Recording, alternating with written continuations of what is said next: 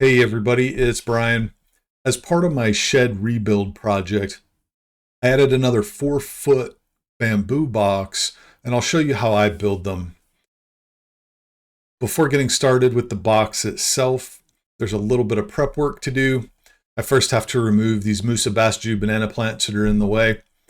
And next, I want to connect the drip line that I have over here. This is the drip line that was running over my shed. And because I took out the front of the shed, it's not there anymore. So I ran it underneath these pavers that I added. So I need to connect this line back because it'll sit behind the bamboo box. Now that the prep is out of the way, I can start to build the box itself. So I already have a general plan in mind. I've built a bunch of these already. And I'm using pressure treated 2x12s for the main sides of the box. I also get a pressure treated 2x4 to cut into pieces to help support the corners a little bit more. Now to make this one easy, I'm just going to make the box 4 feet long. That means these 8-foot long boards, I just need to cut them in half. For the sides, I'm going to cut another 2x12 into 4 pieces. I will end up with a little bit of scrap because it's not exactly the right measurement for the space that I have. I measure the depths here because the space is limited and I want to make sure the box is not sticking out into the walkway. If I had more room, I would just cut this last 2x12 into 4 equal parts and I would make the box a little bit wider.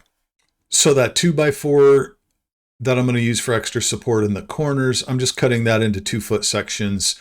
They'll all be the same size and one will go in each of the corners of the box.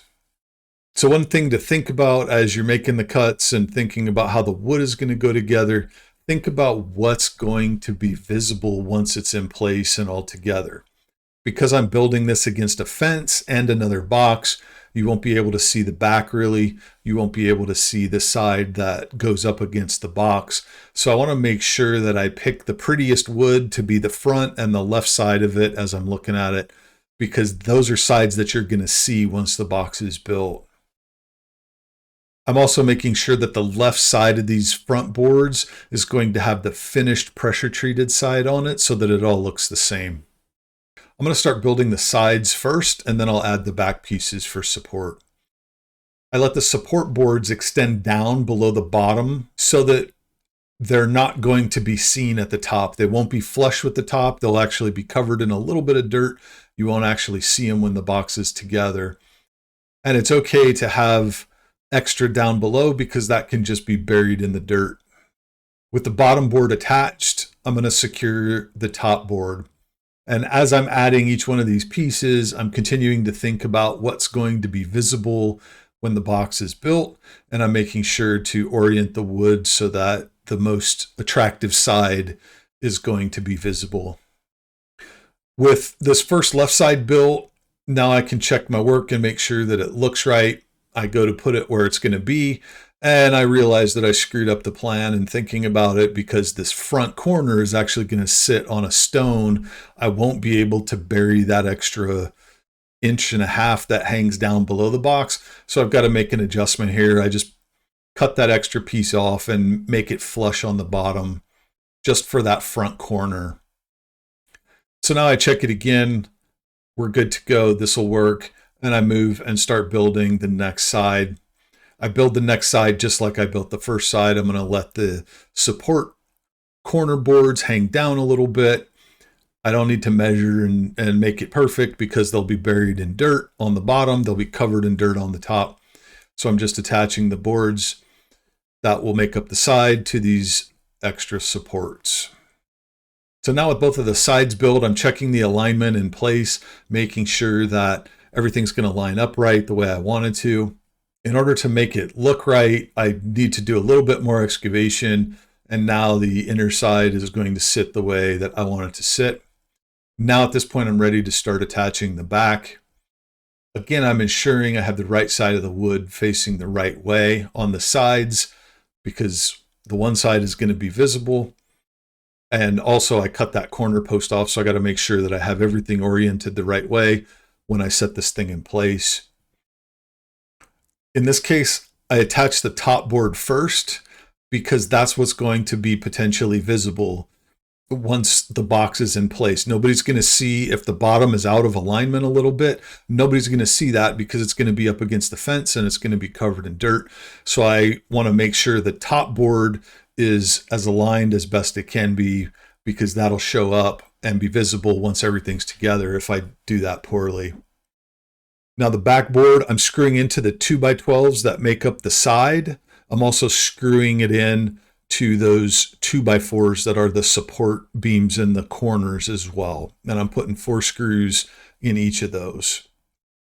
Important to drill your pilot holes first. These are long screws and you want to make sure they go in without splitting the wood or without going off in crazy directions. And while I'm talking about screws, these are just 3-inch deck screws made for use outdoor and putting decks together. I find they do really well in holding the boxes together when you put enough of them in. Now, a quick note on pressure treated wood. The outside of the board is treated with chemicals, and that's what gives it its great durability and properties.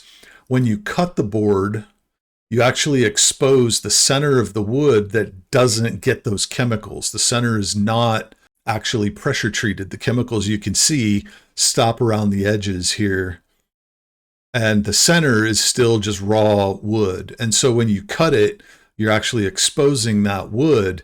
You want to find a sealant that you can use and seal off all of the edges where you made cuts. That's going to help the boards to last longer and prevent rot from getting into the center of the board, which isn't actually treated with the chemicals. With the back attached and all of the cut edges sealed, I'm ready to put this part of the box in place. And once it's placed, now I'm able to attach the front boards to the box.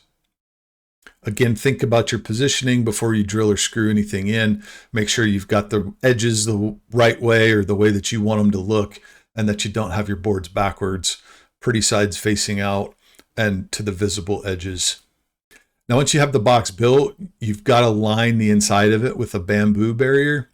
Bamboo is strong enough that it will grow through a board like this. The roots will penetrate the board and you'll have roots poke out if you don't have some kind of barrier in there. Now, this barrier only needs to be gently held in place, because once you put the dirt in there, it's not really going to move around a lot. So I'm just nailing it in a few spots at the top so that it sits just below the line of the wood that makes up the top of the box. And now with the barrier in place, I can start adding dirt. And I'm filling it close to the top, not all the way to the top. It's going to settle down over time. And I don't want to fill it all the way because I know I'm going to dig a little bit out when I come to put the actual plants in here. And as I'm going through this filling process, I'm actually grabbing some of the other yard waste from around my yard and using that to help fill in the box. These are some of the musabasju stems that I've cut down from my little musabasju grove. And instead of throwing them in the yard waste, I can throw them in here. They're going to provide some good fertilizer as they break down over time. And it just takes stuff out of my yard waste container, and I need less dirt. I also put in a layer of generic slow release fertilizer. And then once it's full, I water everything down and wash the front off. Now, because of the time of year we're at, the bamboo that I have is not ready to be transplanted. That's my plan for this, is I'm going to cut out bamboo from the existing boxes that I have and transplant that into this box. But because we're in May and the shoots for my koi bamboo are just starting to show up, I cannot actually go and cut those right now. I could, but if I did, it would ruin most of the new shoots. Most of the new shoots would die.